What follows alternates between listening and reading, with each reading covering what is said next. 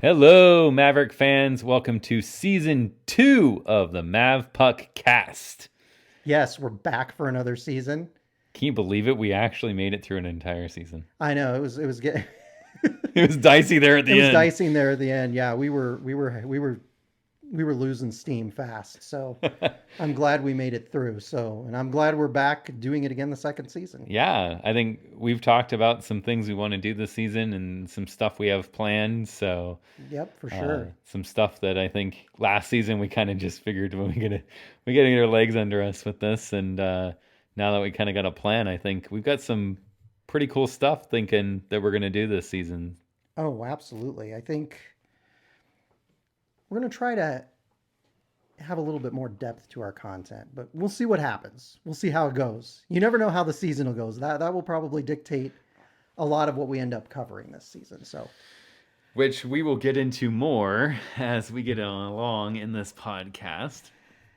That's right. So let's start with our fun week. Yeah, the season ticket holder pickup event on Tuesday. I love that thing. Yeah, it's so much fun. Yeah. You know, and I love that it's more than just one sport. I even though we'll go to an occasional volleyball game. Not too much for basketball. I'm just not a huge basketball fan, but it is really cool to meet the student athletes. And Bridget and I are both big college basketball fans. And for 2 seasons we had tickets before they curtained off the upper bowl. And I don't know if they've decided to open that up yet, but when they do, I'll be getting my seats back. Okay. So, yeah. One of these days, but yeah, we loved going to those college basketball games. So it's fun that they have all of those sports, all of the kind of fall and winter sports on display at that event.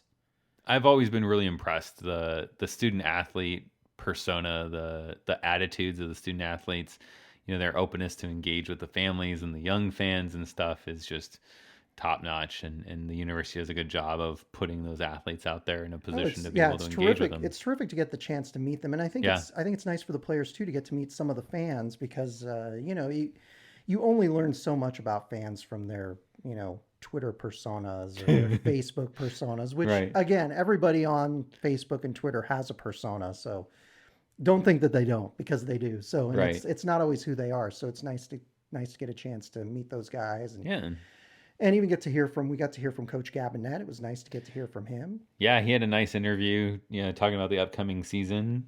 So that was some good information. And yeah, absolutely. He's always really good about stopping and talking to people too, and not being kind of, I've been around the coaches and stuff that are like, I'll do my media stuff and then they're a little bit more aloof about that. Yeah. No, it was nice. It was nice. And Maddie's trying to figure out who her favorite player is going to be now that. Yeah, I think she's kind of landed on hers. Now that Freddie Olafson has moved on to greener pastures. Yeah.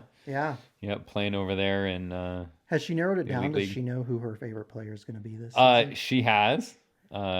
She's got, of course, Seville, her being, you know, having ambitions and playing goaltender, at least part-time, with the U10 team this year. She's kind of attached herself to Seville, which I was really impressed. His engagement and I've seen him in interviews and talked to people who were around him in Tri-City, and he apparently was really closed off, but he was awesome at the event. Yeah. I mean, he talked to her for a while. He seems like a really terrific guy. He talked to me. It was really nice. So, And then Conley. That's a great pick for her. And then is Conley one of the other finalists?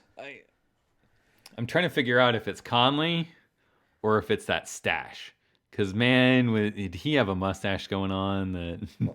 And he stood out like a sore thumb along that line. Especially with somebody like your daughter, she has not grown up in a world where guys, you know, have mustaches. No, like when I was growing up as a kid, it was like a lot of guys had mustaches back in the 1970s and 80s. Now it's rare, so that could be a hook. So he may have to keep the stash going. Something different. Yeah, definitely. Well, he grew a good one. So if he's out there listening to our podcast. Well, and he had a good season last year. He's a good, hardworking player who I think will have a good season this year. So she's got some good options this year. Yeah. Yeah. Unfortunately, it's 2 that I don't foresee sticking around for a long time. I know, but you're always, oh, they're going to leave after 2 seasons or they're not going to leave. Conley's going to be here until he's a senior. Don't worry about that. But he's not a freshman, so. Well, I know he transferred from DU, but still, he'll be here. They say he lost a year in the transfer, so he's got 2 years left. Well, if I'm right, yeah, I think so. That's right. I think he's got a red shirt left if something happens. He was a sophomore last year. Yeah, he's got this season and next season. Right, so he's got So he's not going anywhere. He's for not 2 going years. Well, it's fine. He's not going anywhere. It's the 2-year clause. It's fine. No, I know you're always like, I don't know if they're gonna, if Isaiah Seville's good. I don't know if he's. Well. It's hard with goaltenders. But I talked to him about the Vegas training camp. Yeah. Just to get kind of his opinion, because I think it's always interesting these kids when they go through those NHL training camps. Like, it can be a very calming experience for some. It can be a very nerve-wracking experience for others when you start to see, some upper end talent, guys that are better than anything you've seen in juniors and things like that. Yeah. But he seemed to just really be like, I'm going to just take in the moment. And he talked about just enjoying the experience and stuff. Sure. And it seems, from what I can tell, it seems to have kind of motivated him. So that was encouraging.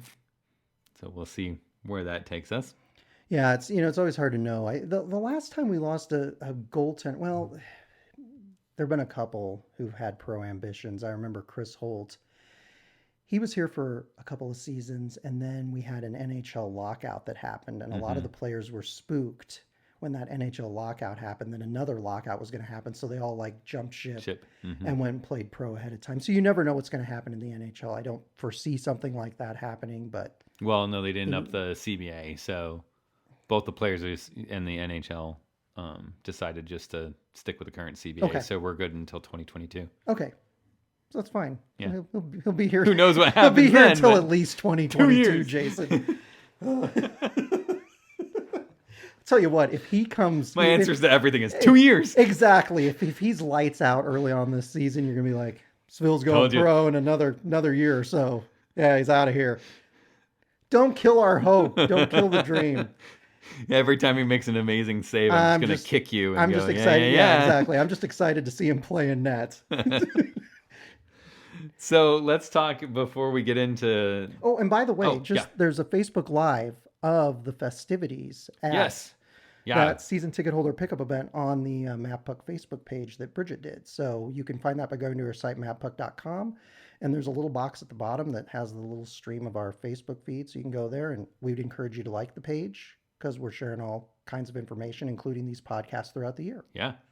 My only request is that if you watch the live broadcast, skip about 3 minutes into it to get past my brain freeze. We learned that Jason has to be mentally prepared to go, to broadcast. He was not mentally prepared. He was not. You got to be ready. You got to be ready at all moments to start talking about this team. So I know. I was not. I just was not. I don't know. And what's weird is I still have no idea where that came from. It's so out of it wasn't like there was someone around that I was looking at them. Should we reveal to the listeners what you said? No, because if they want to know, they're going to have to go and watch. Okay. So listeners, you can guess his faux pas. Yeah, put it in the comments below. Yeah, put it in the comments below when you find the faux pas that Jason made, which was kind of a stunning faux pas. It was shocking even to me. I mean, that's right. So let's talk NCAA. Yeah, just as kind a of whole right now, at a macro level of NCAA ice hockey right now. A couple things that I think were on my radar. There's a few first round draft picks that did not make NHL clubs that showed some promise in some of the rookie camps and in the training camps that are going to report to NCAA and not make a go of, trying to be one of those stars that, committed to Boston and never show up. You get a few of those every once in a while. A Caulfield is one that I saw that I thought he looked pretty good, and he's going to be playing for Wisconsin. So That could be dangerous for anyone who has to play Wisconsin. Yeah, and that's one of the things our fans have talked about, how easy our non-conference schedule looks, and it's like with those Big Ten teams, like Wisconsin, like Ohio State, you just never know, especially when they get some of those good young NHL draft pick type players in. You never, because you look at a team like UMass. I always want to call them UMass Amherst. I know that they just want to go by UMass, like the basketball team. But you look at they had his name is escaping me. The one particular player on that roster last year, Makar. Yeah, I mean he was. I mean, obviously it was a team effort, but he really kind of changed the dynamic with the team that had really struggled over the past several years. And so you just never know when an impact player like that's going to come around to your club. It is kind of shocking just with NCAA hockey and in general. Sometimes there's one player that can really, I mean, they don't carry a team. It's not like other sports where you just need one star player. It's not, but it's amazing how when they start to have an above average season, how many other players you start to see having above average performance. It changes the dynamic. I remember back in the 04, 05, 06 range when UNO had Scott Parse and Bill Thomas. And just those two guys, it changed the dynamic of the team, and they suddenly became a team that seemed much deeper, much more skilled. And honestly, I think it was those two guys taking up a lot of the scoring load that made the rest of that team a lot better. It made our goaltender Jared Kaufman look better during those. I mean, it was a very, very interesting time. Yeah. And I think it's different in Mass's case with Makar being a defenseman, because a lot of what he did was, with as far as he has to skate as a D-man to make, any sort of pressure in the offensive zone, it really opens up your forwards, because you've got to account for, essentially you have to account for 4 forwards now instead of 3 in your defensive strategy, and it changes things. And so there was a lot more space for some of their other guys. And if you look at like the Corsi for, Corsi against and stuff for a lot of their forwards, that's where you start to see them perform. I saw one of them was like 105% Corsi for better than his statistical average over the last like 8 seasons. It was like, oh my gosh. I mean, it's just crazy. But he was on a line with a lot of good players, and he was out there with Makar a lot, and that's kind of what does it in for you sometimes.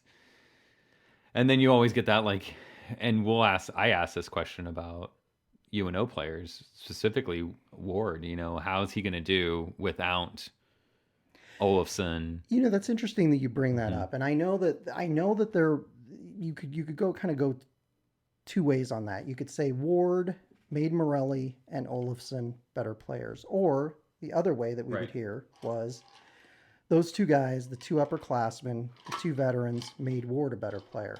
I tend to go, and I'm going to go a little bit against the grain here. I tend to think that Taylor Ward made those 2 guys better, and I think he'll make a couple of new forwards better this season. And I think I guess, I don't know, maybe it's from the years of coaching or something. Like, it kind of frustrates me when that comment gets perceived that way, actually, because it's not a knock on any of those players' talents. Like, it's not that you're not that good or that they're not that good or anything. It's a chemistry thing. That line had really good positional knowledge and positional awareness. They gelled very well. They seemed to find each other on the ice, right? That's why they were productive. Right. And so when 2 of those leave, the question is are there players that can step in and have that same level of chemistry? And that was the big issue with UNO last season. And you talked about that concept a lot. And it was crazy, a team with that many seniors. And I understand they might not have been superstars, but when you have that many veteran players, the compete level wasn't always there. And it just, they never gelled, fully gelled on the ice. And that could be for a variety of reasons. And I don't necessarily want to get into those reasons, but you're right. The chemistry wasn't there. So the hope this season, and we'll get into that as we go along here, is that there will be more chemistry. Again, they don't have to be star players. They don't necessarily have to be NHL draft picks, but it's gotta be where the whole is greater than the sum of its parts. Correct. Yeah. So NCAA, what are you looking for? Who do you have outside of the NCHC? Because we're going to talk specifically about the powerhouse conference in hockey. So outside of the NCHC, what teams are kind of on your radar to watch? I don't know. Do you want me to throw out a bunch of Hockey East teams like you do? This is. Just can't mention Boston. Are we gonna have Boston? You know, they tried very hard at the end of last season to make a little run there and make you look like a I know. You look like a genius. They started to turn it on in Magam and say, "Where was this in the beginning when I called you guys out?" But that does make them a team to watch this year. Oh yeah, it absolutely does make them a team to watch. I'll tell you. Here's what I'm looking for. I look at what Bob Motzko did with St. Cloud State during his years there.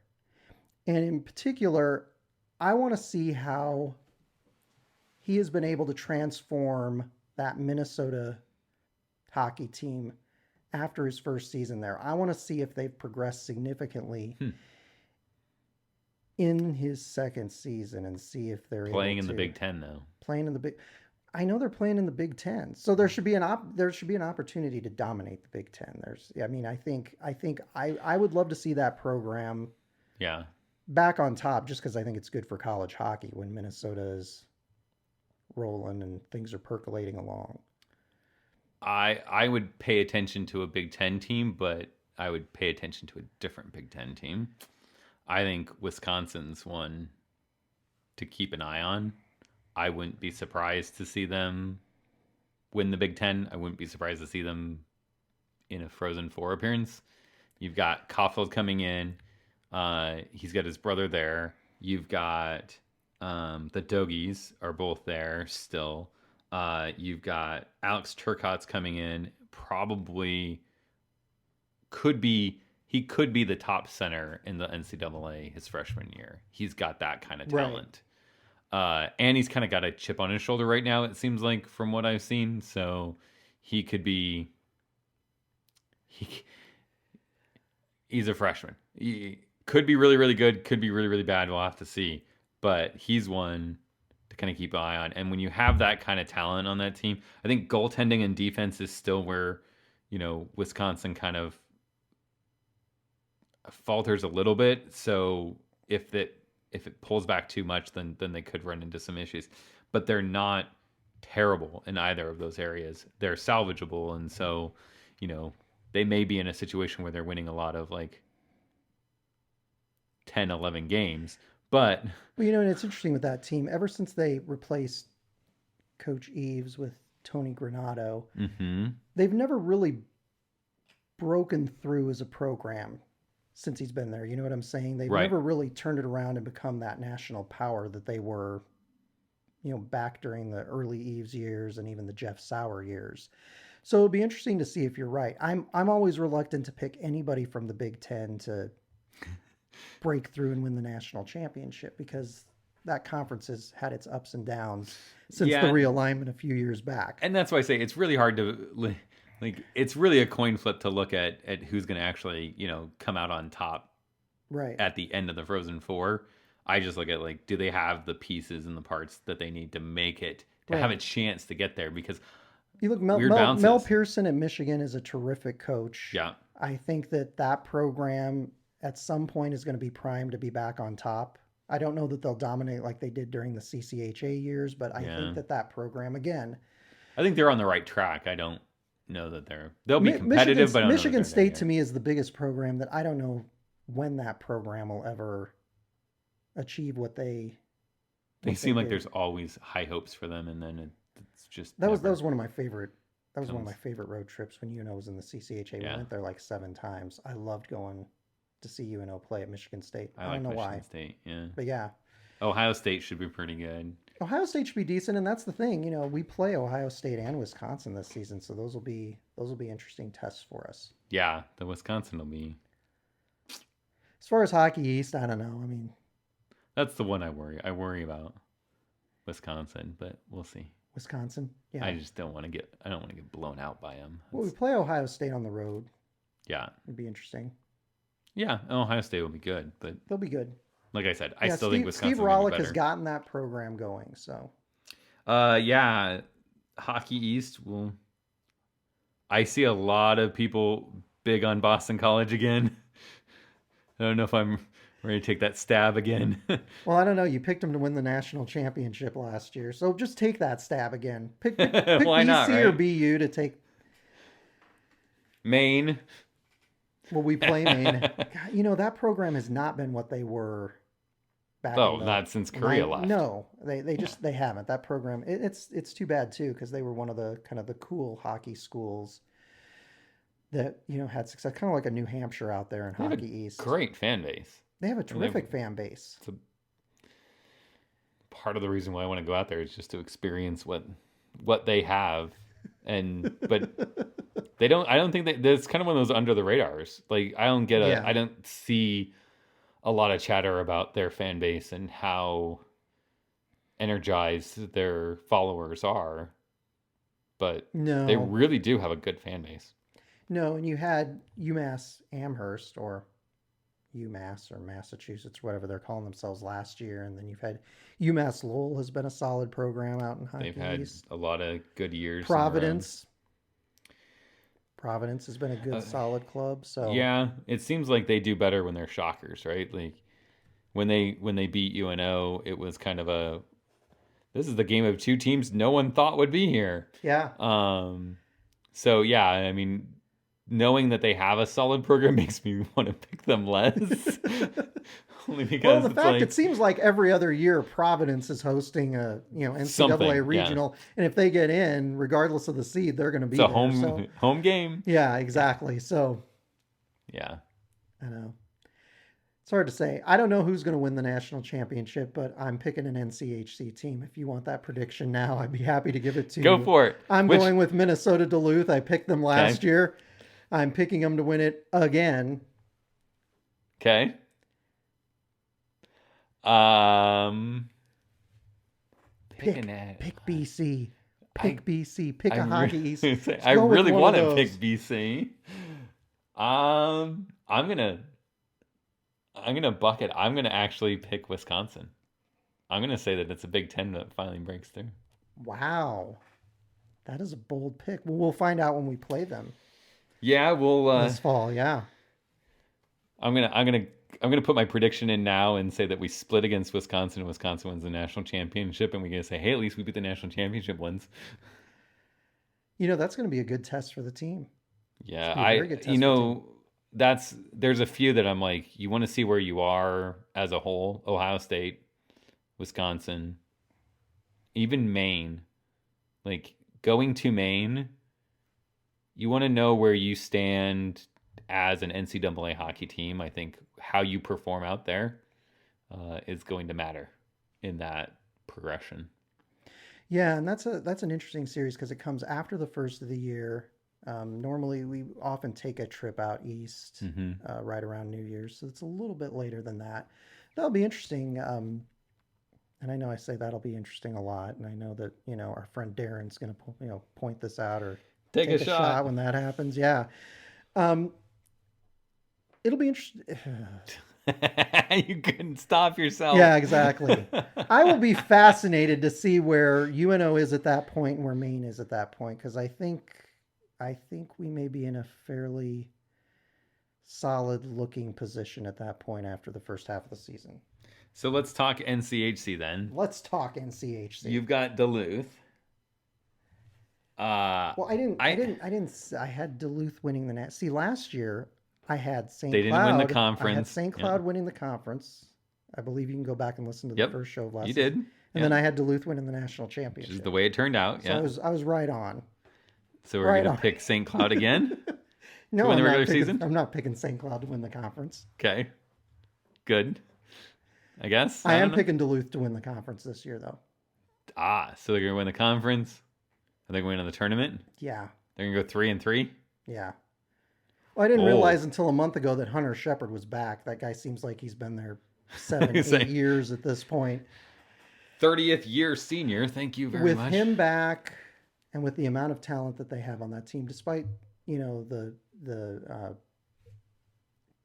players that they lost after last season's national championship.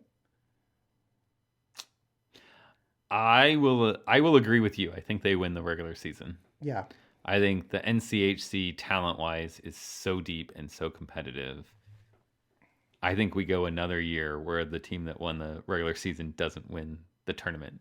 Really? So who are you thinking wins the NCHC Frozen Face-Off? I will say it's really difficult because I like where Western Michigan sits. I worry about whether or not they can put it together. Sometimes they just can't live up to their potential.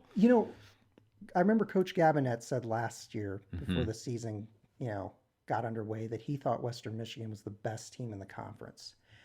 I don't know. There are moments with that team where they look terrific, and then there are other moments where, they just look kind of ugly. And I don't know. Their postseason play has not impressed me the last couple of years. And that inconsistency in performance is what is challenging for me to say that they're going to find a way to put it together in succession that they need to win a tournament. Because it's not like a, 1 or 2 games or something. I mean, you've got to win a best of 3. Then you have to win 2 games in Minnesota. Right. Where Duluth travels because they're not far away, and St. Cloud travels because they're not that far away, and North Dakota travels because it's North Dakota.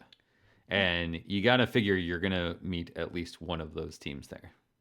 Oh, absolutely. Absolutely. So, yeah, I struggle with, can I pick them to actually break through there? They're hard, so then I go back to They play really well at Lawson Ice Arena in Kalamazoo. Mm-hmm. But on the road, they've always seemed to struggle. Yeah. Like last season, they were 12-7-1 at home. Mm-hmm. But on the road, they were 7-8. So, I mean, 500's decent on the road. Don't get me wrong. I mean, but if you want to talk about, being at the top of your conference, you want to talk about, national recognition, you can't be 500. No. On the road. You're going to have to perform better than that. And then they got upset by Colorado College at home in the playoffs. So Colorado College is up and coming. I don't think that they're there yet. I don't think that they are either. They're on the right trajectory. I'm going to say that Denver pulls a shocker and wins the tournament. Well, that's a definite possibility. And here's the thing: if Denver wins the tournament, it's really hard not to pick them to win the title. That's an interesting one for me. I mean, Coach Carl's doing a great job. That was his first season last year. It's just weird because they've lost some of those big names that we became familiar with, like Jared Luko-Savage. They've put in goaltending. And it's going to be their biggest thing. Yeah, but at the same time, remember when Dylan Gambrell was in net? Yeah, you knew that they were going to be solid. So 3 new assistant coaches. Sure. And development coaches. And all 3 of them have NHL experience. So you want to talk about building a program that knows how to win? That's a good place to start. Yeah. And a team that... And here's it's the thing. a team that has won. Like, this isn't a... Right. Denver's not a school. It's not a program that's rebuilding. It's not a program that's trying to find identity. It's not a program that's progressing. It's a program that expects to win every night, every game that they go into. And any kid that goes to Denver goes there knowing the pressure's on them. That program was not running on hard times when Gwozdecki was replaced, when Jim Montgomery was hired. So they've been solid ever since, and they should be solid again. They might not have some of those superstars that they had during like the peak of the Jim Montgomery years, but they should perform well. So. Yeah. Do you want to do? I think last year we did a top to bottom. Where did you see everyone? Let's do that. You want to do that? Yes, absolutely. So regular season ends. Are we starting with we the bottom? both have Duluth at the top. Yes. We'll go top to bottom since we both have Duluth at the top. Number 2. I'm going to say Denver. Okay. That's how I have it too. And that's who I've been thinking about all week is going to be number 2. 3? Number 3. This is a tough one. Okay. I'm going to go with North Dakota. I'm going to say that they're going to, I know that there are a lot of unknowns and the last season didn't live up to fan expectations. They can't be down forever. So I'm going to go with North Dakota number 3. I've got Western Michigan number 3. I know you love Western Michigan, but No, actually, I really don't. I can't. They're just sometimes they look, and maybe it's just my bias from the CCHA days where I thought Okay. they were kind of an ugly blue collar kind of a team. They've always That's been a where they blue are. collar hockey team. And they've Just got like Northern some- Michigan, too. They've got Yeah. some good players like Hugh McGing and Austin Rushoff, but I'm not picking them in third. Okay. So who you got fourth then? I've got Western Michigan fourth. Okay. Yeah. Okay. I've got St. Cloud fourth. I went back. Okay, so I went back and forth with this. I was gonna have St. Cloud fourth because I can't imagine, even though they were picked fifth in the media poll, I just have a hard time picturing them in the lower half. They lose a lot. They do lose, which a is lot, why I have them dropping back. but they've still got a lot. Yeah. And their recruiting class wasn't the best, but I mean, it should be decent enough. If some of those kids, those returning players and stuff, have a good year, they will be fine. Yeah, they may I not think be so. as good as they have been, but they should be all right, even in a conference as stacked as the NCAA. You always wonder, when they go in as the top seed and they lose to American International, you do wonder if that affects the psyche of the team at all. You know what I'm saying? Of course, yeah. It's just hard to know. But the challenge is, how does it affect them? Like, for some, it makes them turtle and they struggle. And for some, they use it as a motivation to not let that happen again. I mean, they've got a lot of talent on that team. They've still got a couple palings. Yeah. I swear there's like just this conveyor belt of them coming through. Which one is that again? I know, right? They've got David Rennick and net. So I'm just, All right, so what are we on? Fifth? Right? Yes. Which is where I have North Dakota. Or wait, do they have Rennick back in net for St. Cloud? I don't know. I don't remember hearing anything about him graduating. Did he graduate? I mean, he didn't sign, so if he's not there, yep, it's he's 'cause he back. graduated. Okay. He's back, yeah. I say, That makes it tough when you've got those returning goaltenders in net. That makes those team awfully tough. Yeah. So, And we've seen it before Yeah. because we've had goaltenders at Omaha that have done this for us, that have just put a team on their back and said, Yep. all right, y'all ride me. Yep. So it could happen. But yes, I have Western Michigan fourth, and you have St. Cloud fourth. Mm-hmm. And then fifth, Fifth, I have North Dakota. I have UNO fifth. Wow. It's a bold pick, isn't it? I've been saying that. I've been saying it the last week on Twitter.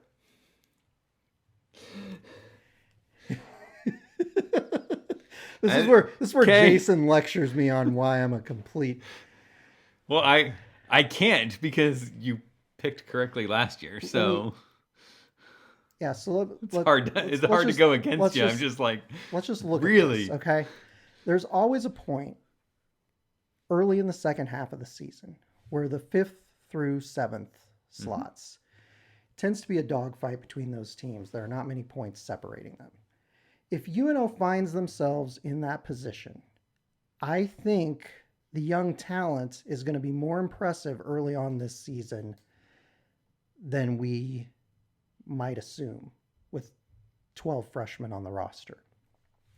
And I think, and again, there's a lot of unknowns here, so I'm going out on a limb, but I just believe that there will be more chemistry between these guys than we saw last season. I think that having an influx of fresh faces is going to make a difference for this team. I also think having Isaiah Seville in net, a guy who's logged a lot of junior playing time and has been very successful, I think he could be the difference maker in some of those games early on. And all they need is a little bit of confidence going into January and going into the meat of that NCHC slate to be successful. And there's a couple players in particular that I'm excited about. I'm excited about, and why am I losing this? Let me look here. well, let me say my challenge to your prediction, Okay, and yes, the go part ahead. that I struggle with is is not necessarily anything that you talk about, like the team wise and stuff. Right.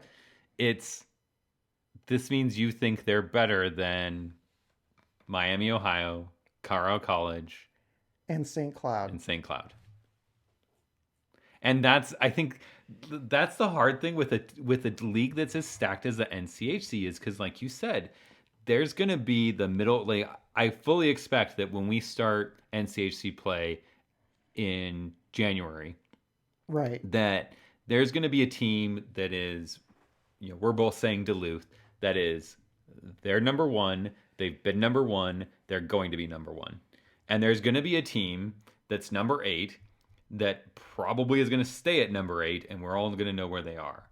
And essentially everything from 2 to 7 then is, if you can turn it on right now, you've got a chance.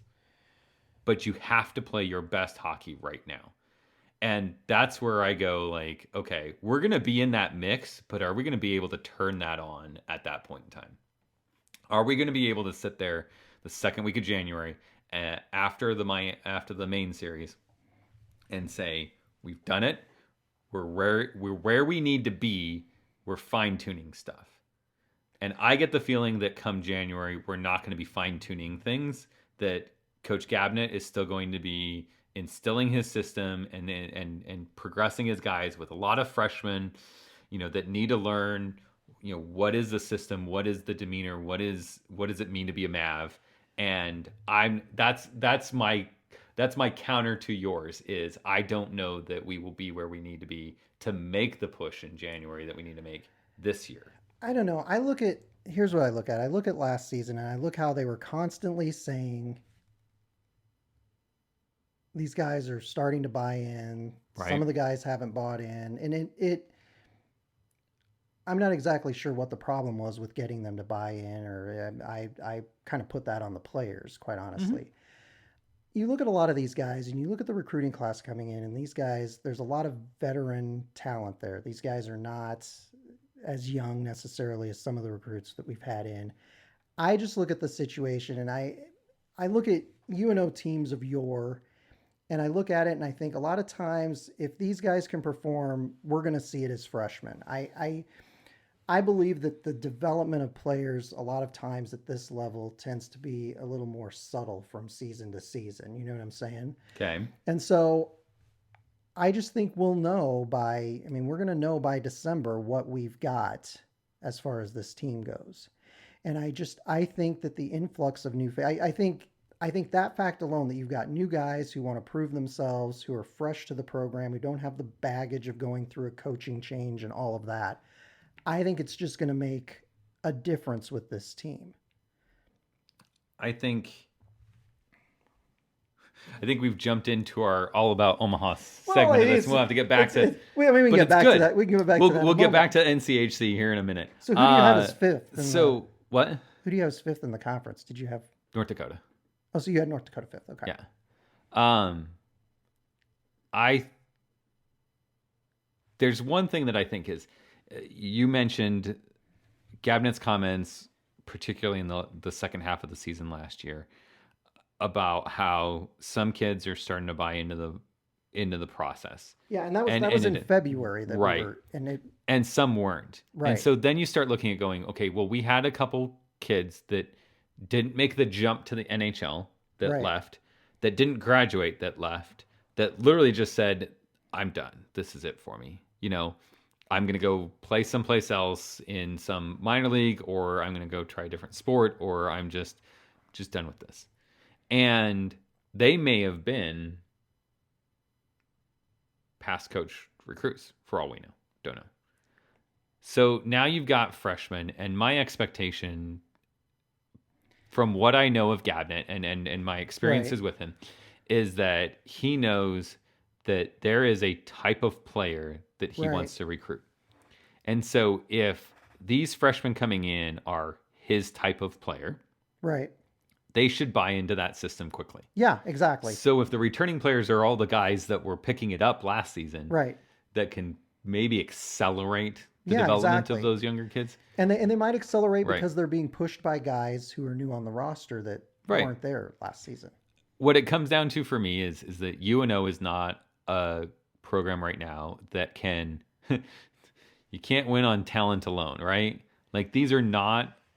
It's not a roster filled with first round, high end NHL potential draft picks. These are kids who I think a lot of these are kids where this is it for them. You're going to get through college, you're going to get a degree, you're going to play some great hockey while you're here. And then this is probably it. You might play some ECHL stuff. You maybe you turn it on and you surprise some people and you get an AHL and maybe some NHL games. But I just don't see a lot of kids that are ready to make that kind of jump in the next, say, 10 years, right? And so I really look at it going, the question is can they come together? And like you had said earlier in the podcast, can the sum of the parts, can the whole be better than the sum of the parts? And yeah, so can they do that? And the thing is I don't know. I can't answer that question. It's hard to know because for the last decade, when Dean Blaze came, he attracted a lot of those NHL draft pick type guys. He was a name, right? And they performed well. Some people thought they underachieved a bit with that talent. Right. You know, that's subject for debate. But I don't necessarily think that they need NHL talent to be more successful than last season. You know what I'm saying? I would agree that you don't need it. I think that it depends on what you do. Like Blaze's system needed NHL level talent. He needed highly skilled people to run the system and the processes that he wanted to run. Well, yeah, it was that horse race hockey where, right, defense kind of set aside. It was about, it was about you will never score a goal if I always have the puck. Yeah. His system was built around, if I control the puck 99% of the time, the odds are we're going to win. Yeah. And so it was puck possession is puck control.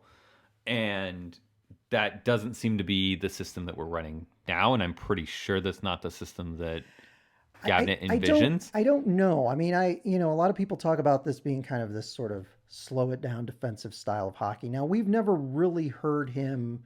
We heard him say last season that they needed to play a particular kind of way in order to win games. The question is, was he having them play that game because that's his long-term plan for the team, or was he having them play that way because he looked at the players on the team, he looked at what he had and said, this is the only way we're going to be competitive is if we play this. See, we don't know kind of his long-term plans. Right. And we also don't know if when the players come in that he gets, are they going to, kind of cause the coaching staff to kind of modify their plans if certain things, prove to be strengths. And I don't believe that he'd be talking as much about the system and the processes and people buying into it if it wasn't a long-term expectation. I know.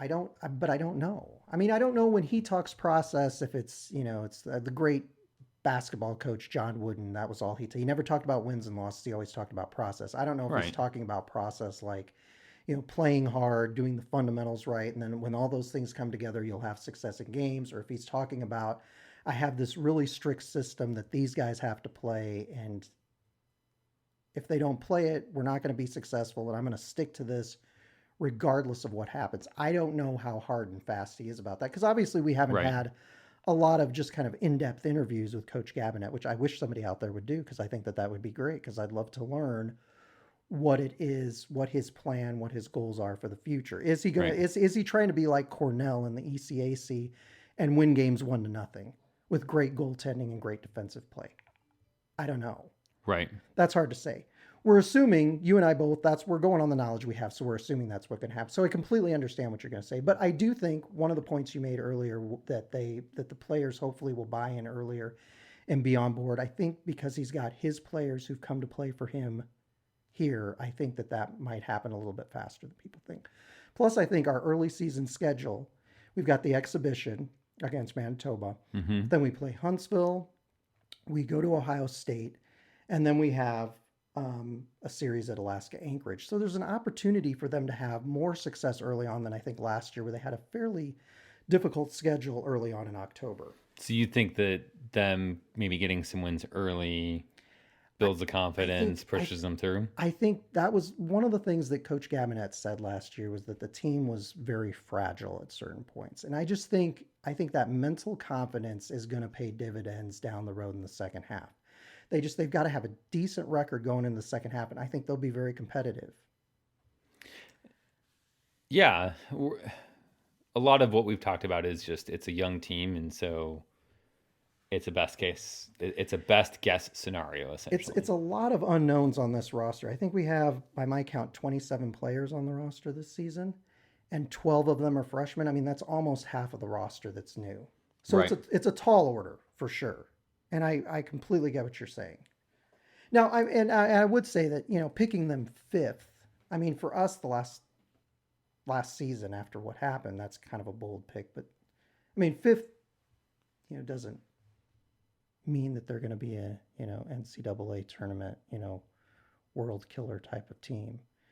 We still I just think we have to go on the road for the first round of the playoffs. So I mean, we still may be coming back again. I just like to win a game against St. Cloud this season and Denver. Or I would say, how about Denver?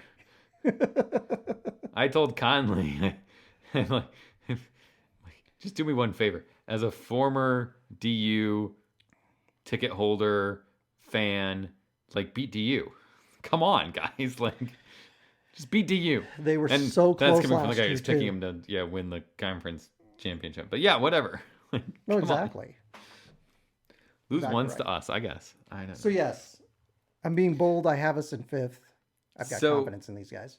I want to get back to your players to watch. Okay. Because I kind of interrupted you to counter your point. Oh, yeah. Hold on here.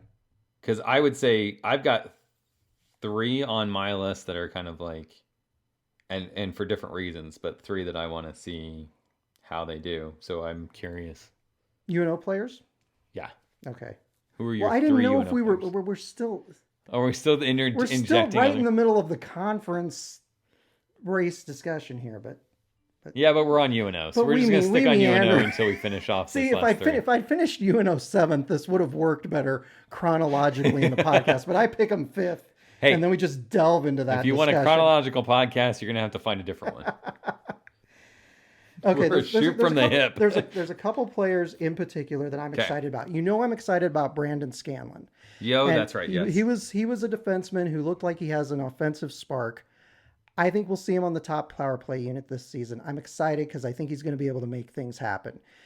He had success in the junior ranks playing for the Brooks Bandits in the AJHL. I don't know. I like some of those Canadians guys. I have fond memories of Canadian defensemen like Greg Zanin on the UNO roster, and so he's my player to watch this season for sure. Okay. I think the other one is another guy. This guy's out of the BCHL. It's Ryan Brachette. And again, he put up a lot of points last season. And I know that sometimes success in juniors doesn't necessarily translate collegiately, but right.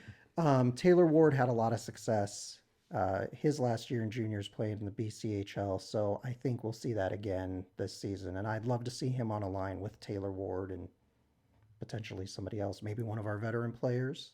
And I expect that we both have Seville on our... Oh, yeah, we definitely do. Because with a full... complement of freshman goaltenders. I mean, you always have to keep an eye on someone, and it certainly seems like, at least with the NHL pedigree and the hype around him. There's a lot of high expectations for him. He's probably the kind of hottest NHL prospect we've had in net for a while. I think for me, Sullivan is one that I'm really curious to see. He's a guy that you and I got to see in person when we went to we saw him playing for the Muskegon Lumberjacks, and you got to see him both nights. He's a guy who had good size, good presence on the ice. Smart. It seemed like a really smart player. Really good hockey IQ. He seemed to, and that to me, I think mostly it's. I would be, as a coach, excited about opportunities of where I could put him and who I could pair him with. Right. That would give him an opportunity to be successful, as well as maybe bring out some potential in some other players. Yeah. So yeah, I'm curious kind of how he does it, and I think more so than anything else, I'm curious where coach decides to put him in, and is he a center? Yeah, Or does he play on a wing? Does he play with, who does he play with? And the line combinations are going to be interesting. He really did not change those up a whole lot last season. You would see some of the guys on the second and third lines being switched around, but you didn't see a lot of change. It stayed pretty consistent throughout the season. It'll be interesting to see early on with all of these new players if Gabinet and the coaching staff kind of change things up and kind of see what works best, Conley is the other one that I would put on the list as kind of the returning player I want to see, right, and see what he does, because he's wearing an A. He's got some leadership responsibilities on the team. How does he handle and balance that with on ice performance?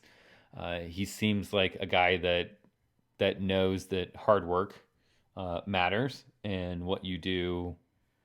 We used to say what you do Sunday through Thursday matters Friday, Saturday.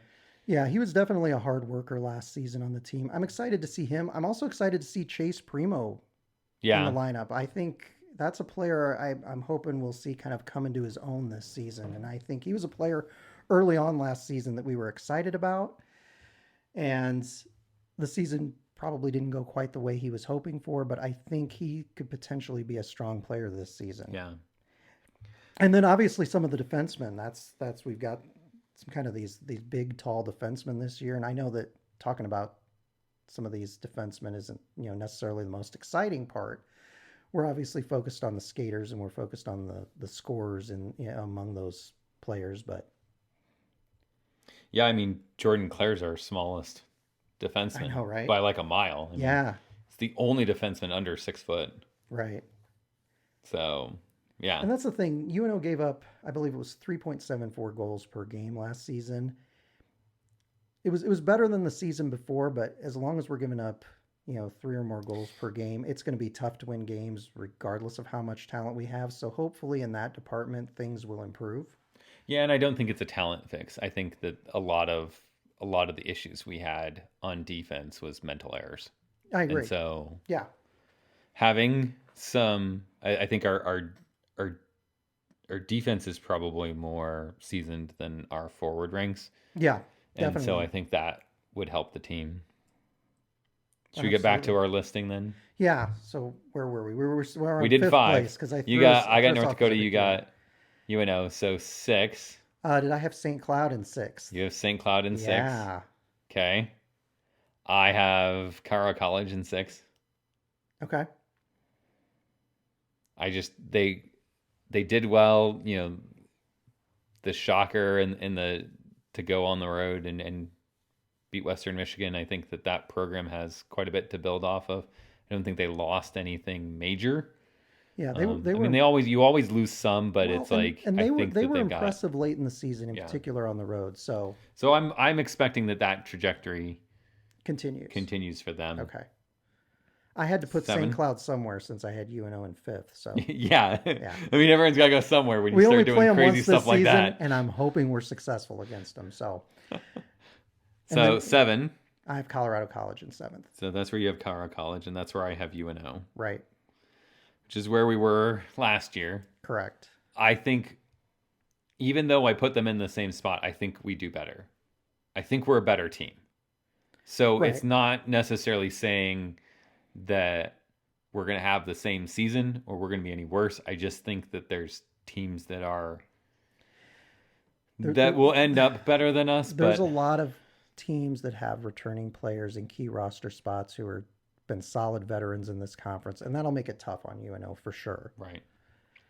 And then it sounds like we both have the same team at 8. So we start and end the same way. Yeah. Now, I will say, like you said about UNO being more competitive, I think Miami will be competitive just because they don't have that cloud of whether Enrico Blasi is, going to be back, how long his future is going to last.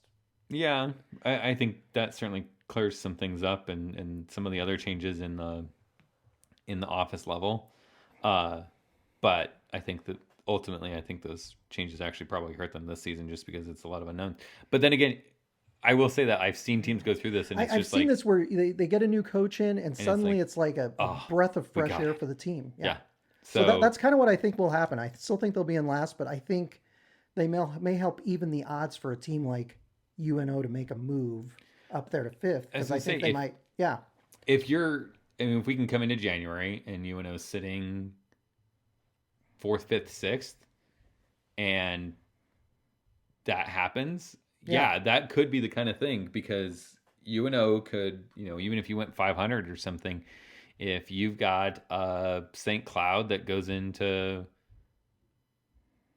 Miami and gets swept in the second half of the season, I mean, that's right. Or even like a Western Michigan. Swing. Yeah, absolutely. Or North Dakota has trouble against it. Yeah. So yeah, it's kind of what happened, I think, a lot with Western Michigan last year, is that there were a lot of teams that went into Western Michigan and kind of got shocked by them. Yeah. Which is unfortunate, because it made it so that there was a chance to move up, and leapfrog some of those teams. So we have to capitalize on that if we're going to finish in the middle of the pack for sure in the NCHC. So we'll see kind of what happens. So yeah, it'll be fascinating to see what happens. But 5th place, Maverick fans, that's what I'm going with. Just so you know, John's a real fan. It'll make much more sense when December 1st rolls around. I promise you, you'll be thinking the same thing too. And so will Jason. Yeah, we'll see. And at that point, he's going to get worried that all the guys that are performing for us are going to leave. And go play minor league hockey somewhere. So make the jump to the AHL. That's right. Well, I think that took us through everything we need to talk about with UNO and the NCHC for the upcoming season. Yeah, it should be. I'm excited for this season. I'm looking forward to it. A lot of new faces, but I think this is the first season where we really get to see what a Mike Gabinet team looks like, and I'm very excited about that. Yeah, I agree. I think this is our opportunity to see his players play his way, and that'll be, if nothing else, that'll be entertaining. And a lot of fresh young talent that I think is really excited to play here. It seems like a lot of smart guys on the team, and I think they're going to be able to do what the coaching staff wants, and I'm excited. It may be ugly a little bit early along the way, but I think by the second half of the season, you're going to see some good things out of this team. I really do. So we will be away from the podcast for a couple weeks. We've got the exhibition will be on a Monday, right? Which obviously kind of cramps the podcast thing, and then we flip it around that Friday with the first series. So we will be back. Alabama Huntsville. We will be back after the Alabama Huntsville series to talk about the exhibition and that first series and kind of what we saw from the team now that we finally get to see them on the ice. And where we see the team going the rest of October as those games come up. So we'll be back on a more normal schedule after the next couple of weeks, once we kind of get into the meat of the season here. Because then we'll be in every week we'll have a game to talk about or something fun to do. So thanks as always for tuning into the Mavpuckcast and joining us for season 2. I'm really excited about this upcoming year. And be sure to follow us on social media. So follow us on Mavpuck at Twitter. Follow us on our Facebook page. We have a Facebook group too, that if you answer the questions, Bridget will probably let you into, because it's a private group. But you can find links to all of those things on our website, mavpuck.com. And sign up for mavpuck.com while you're there too, because we've got a message board and we've got some really good discussions. Yeah, and you can engage with some other fans and chat about all the mistakes we made on the podcast. Oh, absolutely. Yeah, you can get on there and post a whole topic, as happened with our summer episode, on all of the mistakes we made and how one section of it sounded like NPR. So thank you, Chris Bain, for posting that. I really appreciate that. But it's going to be exciting, and I think both of us are looking forward to it. And until we see you at that Manitoba exhibition game, go Mavs. Go Mavs.